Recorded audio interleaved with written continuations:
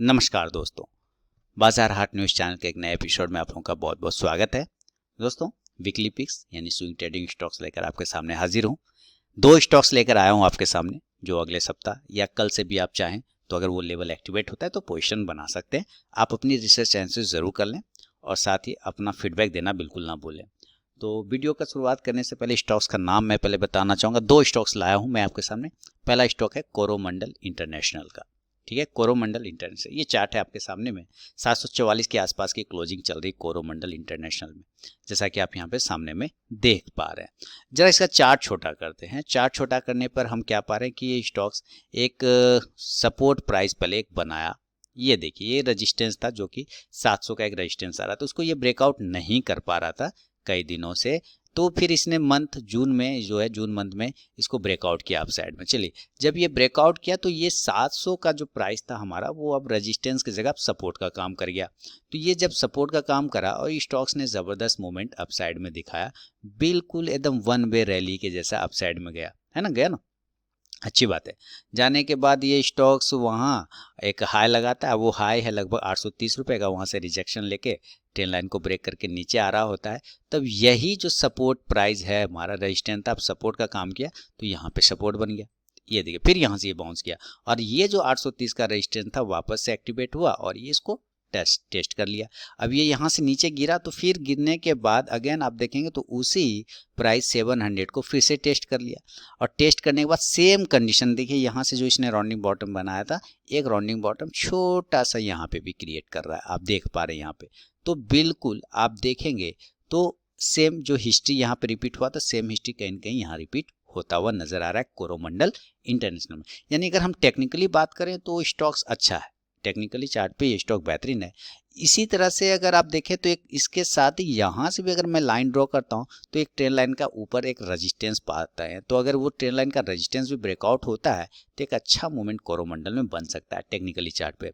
अगर हम ये डेली का है, वीकली चार्ट अगर हम फॉलो करने की कोशिश करते हैं इसका, तो वीकली चार्ट क्या बता रहा है कि स्टॉक्स के पास एक रेजिस्टेंस है 750 रुपये के आसपास का एक रेजिस्टेंस आ रहा है। देखिए एकदम छोटा, आपको यहाँ पे एक दो तीन बार यहाँ टेस्ट करने का कोशिश किया, नहीं ब्रेक कर पा रहा है कोरोमंडल, लेकिन फाइनली अब उसके पास जाके क्लोज कर रहा है। क्लोजिंग 744 का है। तो डेली और वीकली पे तो बेहतरीन लग रहा है।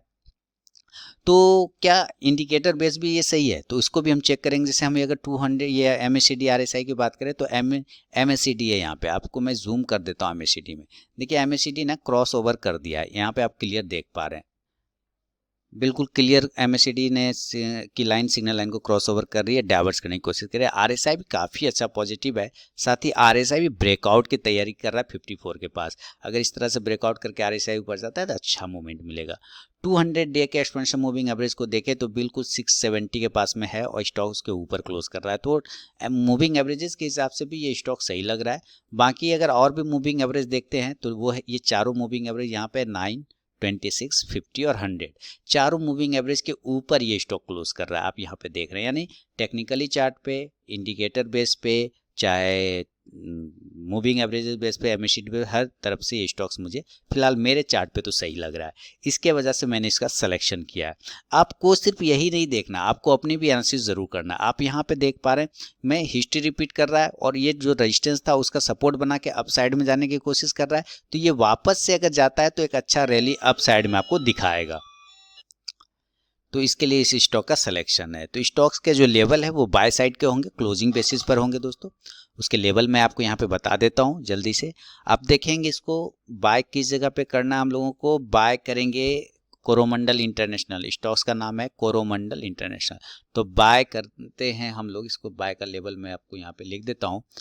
बाय पोजीशन हम लोग बनाएंगे कोरोमंडल में 755 के ऊपर, by above 755 on the closing basis. जब ये क्लोज करेगा उसके ऊपर तब, और इस कंडीशन में हमारा जो स्टॉप लॉस लगेगा, स्टॉप लॉस लगाएंगे हम लोग 725 का, 725 रुपए का। क्लियर? ओके। टारगेट, अच्छा लाइक कर ही दीजिए लगे हाथ और फीडबैक भी दे ही दीजिए। पहला टारगेट होगा 785, 785 रुपए का। सेकेंड टारगेट की बात करते हैं तो वो होगा 815, 815 रुपए का। और फाइनल टारगेट की बात करें तो 850 850 रुपए का। ये 3 टारगेट है दोस्तों। तो रिस्क हमारा 30 पॉइंट का है, लेकिन रिवॉर्ड हमें यहाँ पे बड़ा देख पा रहा हूँ, कम से कम 1:3 तक का, 1:2 और 1:3 तक का मैं रिवॉर्ड यहाँ पे देख पा रहा हूँ। तो नजर रखिए, स्टॉक्स का नाम है कोरोमंडल इंटरनेशनल, आपके सामने में है चार्ट, और सारी डिटेल मैंने आपको बता दिया सिलेक्शन का। आप अपनी भी रिसर्च एनालिसिस जरूर कर लें। एक स्टॉक ये हो गया। अब मैं आपके सामने सेकेंड स्टॉक्स ला रहा हूँ, नोट कर लिया होगा आपने ये प्राइस को। अब इसको मैं हटाता हूँ और सेकेंड स्टॉक्स का नाम लाता हूँ। सेकेंड स्टॉक्स है LIC हाउसिंग फाइनेंस। ये देखिए LIC हाउसिंग फाइनेंस, सारे चीज करके रखे हैं मैंने। LIC हाउसिंग फाइनेंस का चार्ट आपके सामने में आप देखिए। सबसे पहले मैं इस लाइन को छोटा कर देता हूँ। जब मैंने यहाँ छोटा किया तो क्या पता चला कि ये जो प्राइस था हमारा 299 यानी 300 का, वो एक रेजिस्टेंस जोन है। 300 का एक रेजिस्टेंस जोन है, ठीक है, कोई बात नहीं। और उसके बाद नीचे से देखिए ये सेम इसी तरह से एक ट्रेंड लाइन का सपोर्ट लेता हुआ चला जा रहा था, यानी कि हायर लो बनाते हुए अपसाइड में जाने की ये कोशिश कर रहा था। बिल्कुल हायर लो, यहाँ से देखिए, क्लियर हो गया। तो जब ये हायर लो बना रहा है तो इसका मतलब क्या, एक लो यहाँ बना, दूसरा लो यहाँ बना, तीसरा यहाँ बना। अब ये देखिए ऊपर से भी यहाँ सेम कंडीशन में ट्रेंड लाइन का एक रेजिस्टेंस ले रहा है LIC हाउसिंग फाइनेंस। आप देखेंगे ट्रायंगल पैटर्न में ये स्टॉक फंस गया है और इस ट्रायंगल पैटर्न के बिल्कुल नियर में आके क्लोज कर रहा है। कहाँ पे कर रहा है, बिल्कुल नियर में क्लोज कर रहा है। तो ये एक अच्छी बात है कि डेली के टाइम फ्रेम पर ये एक ट्रायंगल पैटर्न को डेवलप कर रहा है और बिल्कुल उसके पास में जाके 2 दिन से ब्रेक करने का कोशिश कर रहा है ना। आपको मैं जूम करता हूँ यहाँ पे चार्ट तो पता चले, देखिए पहले ब्रेक नहीं कर पाया, सस्टेन या फिर यहाँ पे ब्रेक करने की कोशिश क्या नहीं कर पा रहा, लेकिन उसके पास में है तो चांसेस बनते हैं कि ब्रेकआउट मिल सके, क्योंकि स्पेस भी अब इसको कम हो गया। पहले ये बड़े जगह पे ट्रेड करता था, आप जैसे कि यहाँ पे देख पा रहे हैं। मैं अगर यहाँ दिखाऊं तो ये बड़े स्पेस में ट्रेड कर रहा था, जगह बड़ा था। अब इसके पास जगह बहुत छोटा हो गया, इसलिए जिधर भी ब्रेकआउट या ब्रेक डाउन करेगा तो फास्ट मूवमेंट करेगा। तो इस कंडीशन से मैंने LIC हाउसिंग फाइनेंस को सेलेक्ट किया हुआ है। अगर आप इसका वीकली का चार्ट देखते हैं तो मैं आपको वीकली चार्ट पे दिखाऊं तो LIC housing finance weekly chart पे बिल्कुल एक साइडवेज जोन में फंसा हुआ है। आप क्लियर कट यहाँ पे देख पा रहे हैं। मैं चार्ट को जूम करता हूँ, देखिए बिल्कुल साइडवेज जोन में वीकली टाइम फ्रेम पर फंसा हुआ है। तो वीकली टाइम फ्रेम पर और साथ ही डेली टाइम फ्रेम पर ब्रेकआउट की ये पूरी तैयारी है, पूरी संभावना दिखा रहा है LIC हाउसिंग फाइनेंस। इसके लिए इस स्टॉक का सिलेक्शन है। तो LIC हाउसिंग फाइनेंस को अगर यहाँ से ब्रेकआउट मिलता है, इस जोन को अगर ये अपसाइड से ऐसे करके ब्रेक करता है तो एक मस्त प्रॉफिट बन सकता है, मस्त मूवमेंट दिखा सकता है। लेकिन कुछ मूविंग एवरेजेस MACD वगैरह जो आप देखते हैं, मैं उसको भी लगा देता हूँ। ये देखिए MACD क्या हालत क्या है, आप यहाँ पे देखें तो MACD और RSI दोनों बिल्कुल कंडीशन नहीं मैच कर रहा है। MACD साइड जोन बता रहा है, क्योंकि ना तो डाइवर्स कर रहा है ना ही कन्वर्स कर, बिल्कुल चिपका हुआ है, तो साइडवेज जोन में। तो मैं अभी बिल्कुल नहीं कह रहा हूं कि अभी आप लीजिए, वो लेवल जब आएगा तब।